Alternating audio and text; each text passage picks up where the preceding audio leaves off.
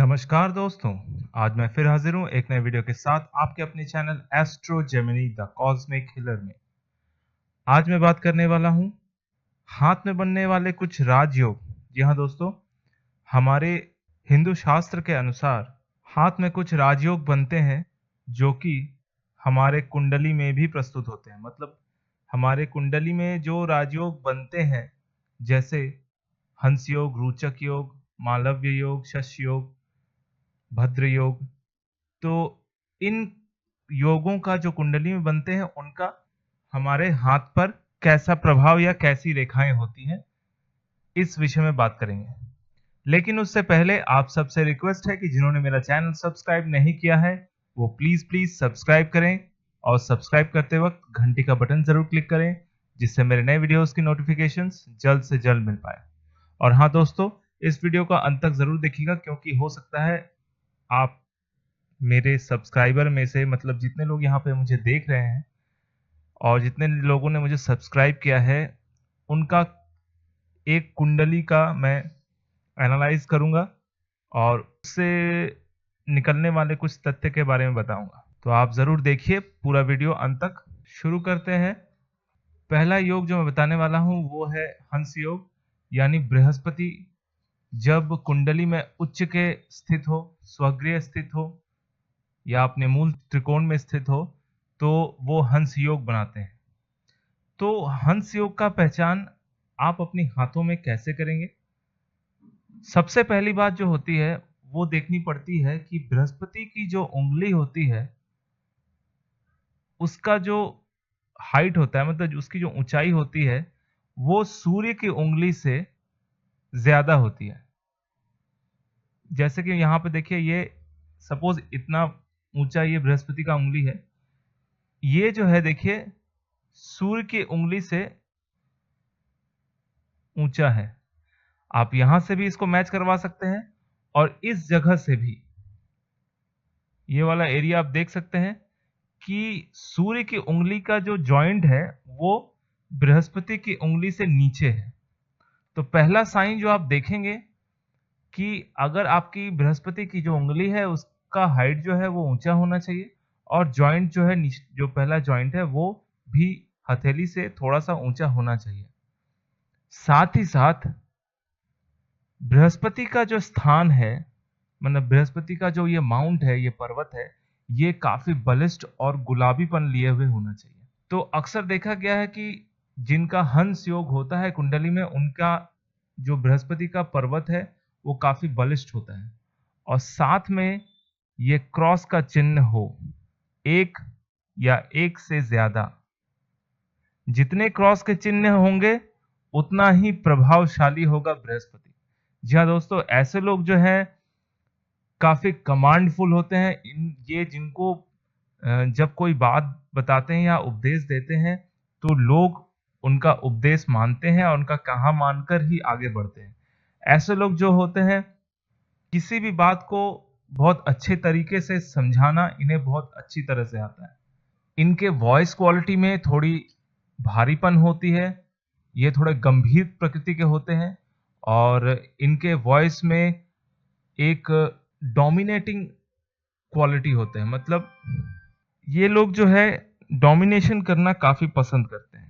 और इतना ही नहीं, इनके अंदर जो है ज्ञान जो कूट कूट के भरा होता है। मतलब ये किसी भी चीज में इतने ज्यादा स्टडी और रिसर्च करते हैं कि जिस विषय में वो रिसर्च करते हैं उन विषय में बिल्कुल तह तक जाने की कोशिश करते हैं, और जाते भी हैं।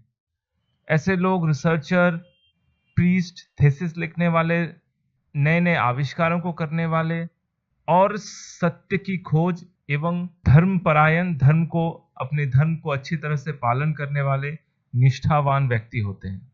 तो दोस्तों, ये था हंस योग।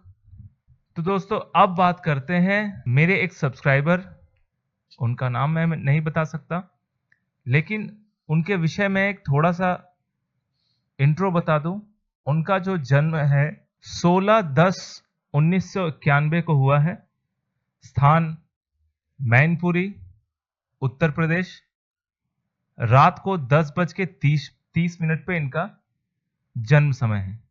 तो इन डेटाज के जो इंफॉर्मेशन उन्होंने मुझे दिए हैं, उस इंफॉर्मेशन के आधार पर जो उनकी कुंडली बनती है वो है वृश्चिक लग्न की कुंडली, और राशि जो है सिंह राशि।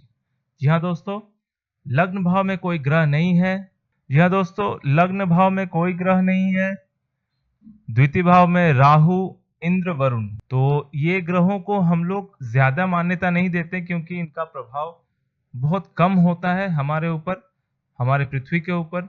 और तृतीय भाव में शनि विराजमान है। ये व्यक्ति जो है ये पराक्रमी है और बहुत ही सोच समझ के किसी भी विषय में अपना डिसीजन लेते हैं। चतुर्थ भाव में कोई ग्रह नहीं है, पंचम भाव में कोई ग्रह नहीं है, छठे भाव में भी कोई ग्रह नहीं है, सप्तम भी खाली है। अष्टम भाव में केतु विराजमान है। तो अष्टम भाव में जब केतु विराजमान होते हैं, ऐसे लोग जो होते हैं थोड़े रहस्यमय चीजों के पीछे उनका अट्रैक्शन ज्यादा होता है। ये लोग बहुत खोजी प्रकृति के होते हैं। ये लोग हिस्टोरियन, या समझ लीजिए कि गड़े मुर्दों को उखाड़ना, मतलब प्रीवियस हिस्ट्री में हमारे साथ क्या क्या घटनाएं घटी हैं या हमारे पृथ्वी पे कौन कौन सी घटनाएं घटी है, इन सब के विषय में इनका ज्यादा आग्रह होता है और इस विषय में ये ज्यादा इंटरेस्ट लेते हैं। नवम भाव में कोई ग्रह नहीं है। दशम भाव में शुक्र, गुरु और चंद्र। जी हाँ दोस्तों, यहाँ पर एक बहुत अच्छा सा योग बन रहा है जो कि गुरु और चंद्र के बीच, इसे कहते हैं गजकेसरी योग। तो ये योग जो है इंसान को बहुत ज्ञानी बनाता है और अपने काम में काफी पारंगत और बहुत रिसर्चफुल बनाता है।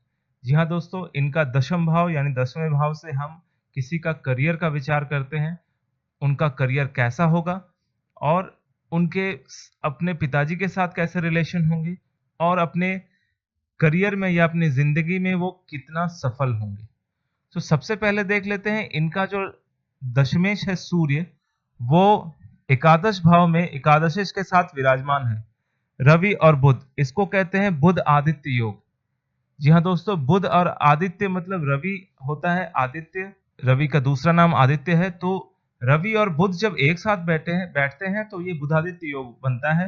तो जिनका बुधादित्य योग बनता है दोस्तों, ऐसे लोग जो होते हैं अपने कर्म स्थल में झंडे गाड़ते हैं। मतलब उनका जो टैलेंट होता है वो काफी इम्पैक्टफुल होता है। जहां भी जाते हैं, जो काम करते हैं, काफी लोक लुभावन एवं लोग उनके काम को बहुत सराहते हैं। जब दशमेश एकादशेश के साथ युति बनाता है एकादश स्थान में, तो भाई ये मेरे सब्सक्राइबर, मैं इनका नाम नहीं बताना चाहता, आपके किस्मत में तो बहुत पैसा है। आप अपने पराक्रम से, अपने टैलेंट से बहुत पैसा जीवन में अर्न करेंगे और सेविंग्स भी करेंगे और जीवन में सक्सेसफुल भी होंगे। अब लग्नेश की बात करते हैं। उनका जो लग्नेश है ये एकादश भाव में विराजमान है।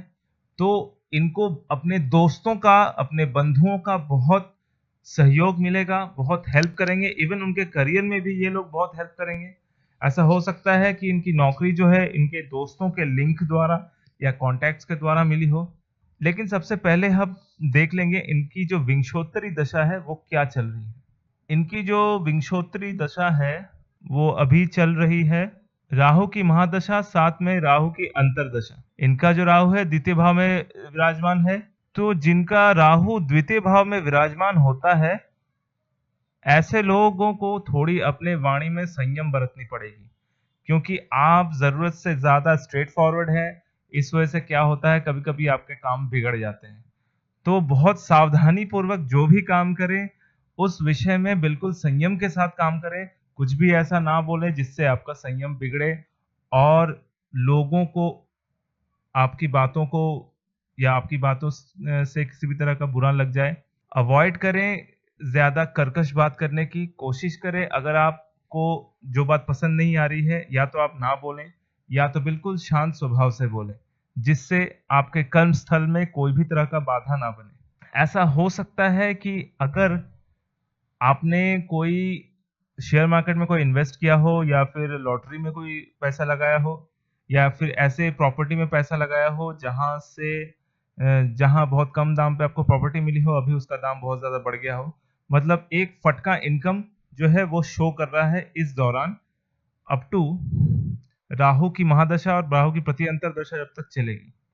राहु की जो प्रति अंतर दशा है वो 3/5/2017 को खत्म होने वाली, यानी मई के महीने में तीसरे डेट में, मतलब 3 तारीख को मई के महीने में आपकी जो है राहु की अंतर दशा खत्म होके गुरु की दशा आरंभ होने वाली है। ये चलेगी 26/9/2019 तक। तो यहाँ जो गुरु है वो है द्वितीय भाव के स्वामी और साथ में पंचम भाव के स्वामी। तो द्वितीय भाव और पंचम भाव के स्वामी होकर दशम स्थान में विराजमान है। तो डेफिनेटली मैं कह सकता हूं कि आपको 2017 मई का महीना में जॉब लगने वाली है और इस जगह पे आप अपने टैलेंट के साथ आगे बढ़ेंगे। और जो भी अगर आप इंटरव्यू देने जाएं तो वहां बिल्कुल संयम के साथ जवाब दीजिए, उससे आपकी नौकरी बिल्कुल पक्की होगी। कुछ भी ऐसा ना कहे, नेगेटिव बात ना करे जिससे इंटरव्यू खराब हो। आप बिल्कुल फोकस होकर अपना काम करें और इंटरव्यू दें, और आने वाले समय में बिल्कुल आप बहुत आगे तक जाएंगे। अच्छा इनकम आपको मिलेगा, खुद का घर खुद के पैसे से आप बना पाएंगे, खुद की गाड़ी आप बना पाएंगे और बिल्कुल सक्सेसफुल इंसान होंगे। टेंशन लेने की कोई बात नहीं है, बिल्कुल फोकस होकर अपना काम कीजिए। आपका स्वास्थ्य भी लगभग सब ठीक रहेगा, ऐसा चिंता करने की कोई बात नहीं है। तो दोस्तों, आपको मेरा ये वीडियो कैसा लगा, प्लीज प्लीज प्लीज शेयर करें, कमेंट करें, लाइक करें और सब्सक्राइब करना बिल्कुल मत भूलिएगा। मेरा ये वीडियो देखने के लिए आपका बहुत बहुत धन्यवाद।